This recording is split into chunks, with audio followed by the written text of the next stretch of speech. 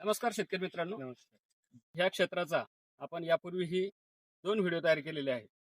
तर अक्षरशः ज्यावेळेस लागवड केली त्यावेळेस पूर्ण गवतामध्ये इथं लागवड झालेली आहे आणि त्याच्यावर बऱ्याचशा शेतकऱ्यांच्या कमेंट पण होतात की अशा प्रकारची शेती होत नाही म्हणून.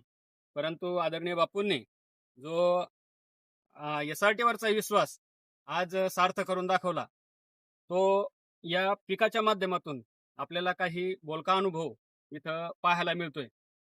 हे माझ्या गावचे शेतकरी आहेत, श्रीमंत कराड. राम. यांना आपण विचारू की इथं आल्याच्या नंतर हे पीक यांना कसं वाटतंय. मी याचा पहिला व्हिडिओ पाहिला होता. नेमकी मक्का उगली होती त्यावेळेस एवढं असं गवत होतं याच्यामध्ये, गुडघ्यात केलं गवत. ते बाप्पूच मी ऐकलं बा ते ज्यावेळेस बी लावताना नाकात ते गवत गेलं. मी ते पाहून व्हिडिओ मला थोडं आश्चर्य वाटलं, बा इतक्या पडीत वावरात कसं काय लावलं. पण त्यावेळेस नेमकी मक्का उगली होती. आता ज्यावेळेस पाहायला आलो, आता 2-2 ताटं आणि मक्का चांगली, खूप चांगलं पीक आहे. शेतकऱ्यांनी नुसतं म्हणजे आपली शेती पाहायची नाही, तर आसपासच्या गावात जाऊन दुसऱ्याची बी शेती पाहायला पाहिजे. आपलं काय चाललं बा जगामध्ये, काय नाही. पारंपरिक शेती आपलं आई वडिलापासून चालली झाली, पण नवीन काय आता चाललं याच्यामध्ये ते पाहायला पाहिजे आणि ते पाहून नवीन शेती करायला पाहिजे. इथं आल्याच्या नंतर हे मका पीक तुम्हाला कसं वाटतं? फार सुंदर वाटलं आणि 2-2 दाण्यांना लावण केलेली आहे. पुन्हा बिगर ड्रिपचं आहे पुन्हा सध्या, आणि दोरी लावून लागवड केलेली आहे त्याची दोईकून. चांगली लागवड आहे, मस्त. आणि ताटं बी असे खूप मोठाले, 3-3, 2-2 ताटं. अरे का, इथे हे 2 ताट आहे, इथं हे 2 ताट आहे. मोठाला आहे चांगला असं, आणि शून्य मशागत मशागतीशिवाय शेती होती का? होती होती होती. आता हे ढेकळं आहे ना, त्याच्या उन्हाळ्यातले ढेकळं, या ढेकळावर मक्का लावली, ढेकळावर काय, आणि चिबडं रान होतं सगळं, नापीक जमीन. तर हे दुसरे शेतकरी आहेत त्यांच्याच गावचे. आणि विशेष करून सांगायचं म्हणजे मी माझ्या माहितीप्रमाणे पळसखेड पिंपळे गणेश बाप्पू आणि दुसरं गाव जालना जिल्ह्यामध्ये बाभुल तारा, जे की आदरणीय काळेसाहेब, दोन्ही चुलते पुतणे राजूभाऊ काळे आणि दिनकर साहेब काळे, हे शेतकरी जे आहेत, हे शेतकऱ्यांनी एक प्रकारे आपल्या गावामध्ये एक मशाल पेटवली आहेत, जी SRT शेतीची. आणि इथंही जवळपास 50-60 एकरवर आणि इथंही जवळपास 60-70 एकरवर SRTचं हे जे प्रयोग चालू आहेत. तर शेतकऱ्यांना कशा प्रकारे त्याचा फायदा होतो हे जाणून घेण्यासाठी आपण आपला परिचय द्या एकदा. राम राम. राम राम. माझं नाव कौतिक प्रभाकर पिंपळे. हे गेल्या वर्षीपासून बापूने ही योजना आमच्या गावात आणली, SRTची. ती तुमची शेती पाहून आणि बऱ्याच ठिकाणी पाहून, तर ही खरोखर सक्सेस आहे ही शेती. त्यानं डबल सांगितलं का बाबा 2 बियाणे लावायचे, तर त्यानं अगोदर स्वतः 2 बियाणे लावले.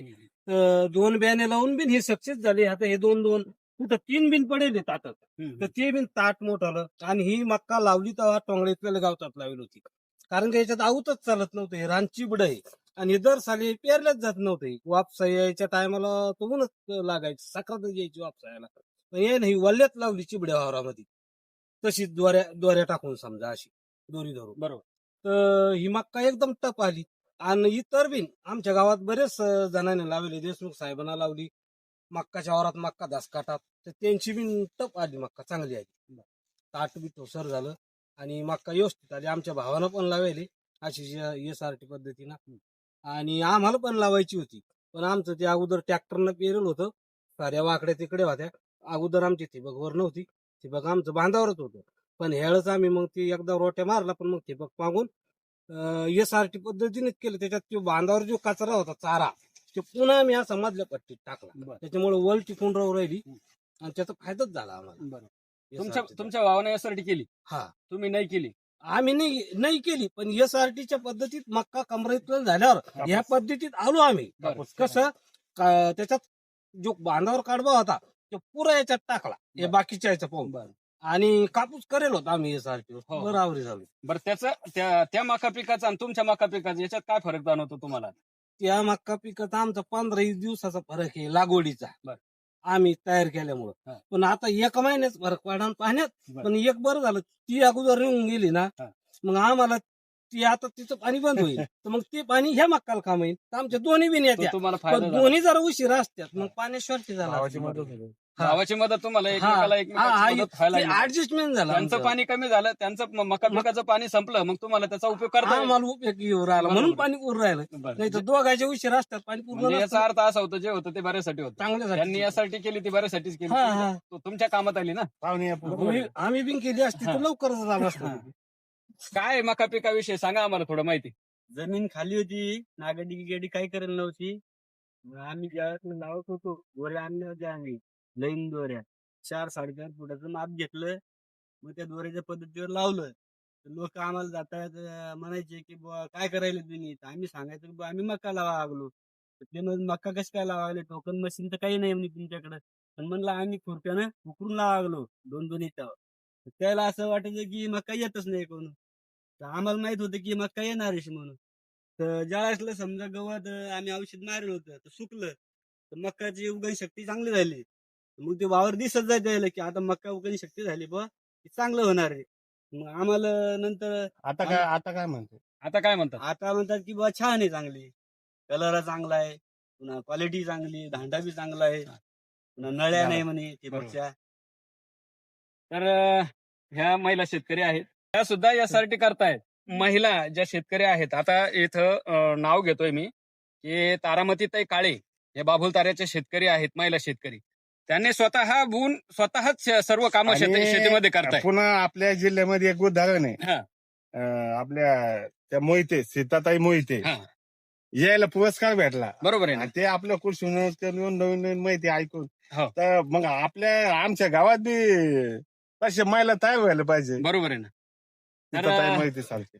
बोला दोन शब्द कसं वाटतं? शेती जास्त निंदायची याची परेशानी नसतं. समजा तणनाशकवरची शेती आहे ती चांगलीच आहे ना, महिलांसाठी तर चांगलंच आहे ना.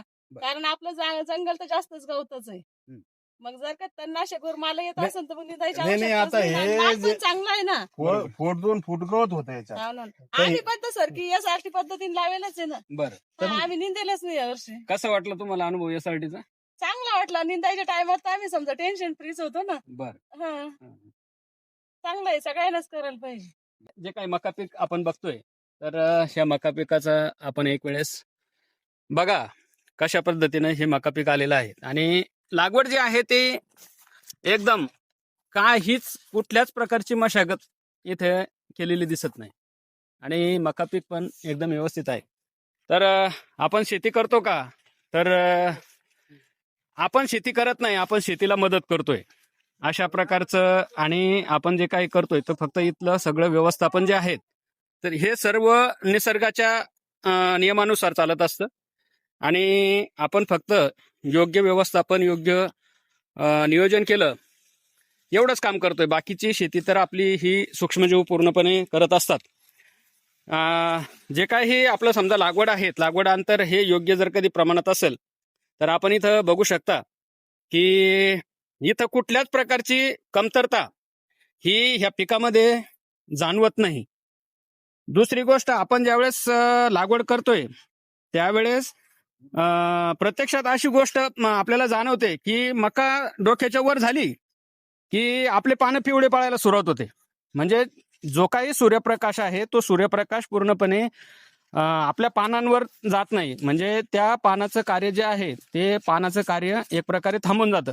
म्हणून योग्य अंतरावर योग्य वेळी कोणत्याही पिकाची लागवड होणं हे गरजेचं असतं. आणि इथं गणेश बापूंनी असा जो एक प्रकारचा SRTचा जो खरा मंत्र आहे तो मंत्र बापूंनी इथं दाखवून देण्याचं काम इथं केलेलं आहे. नवनवीन व्हिडिओ बघण्यासाठी आपण जागर आनंदी शेतीचा या YouTube चॅनलला भेट देऊ शकता. तर धन्यवाद मंडळी.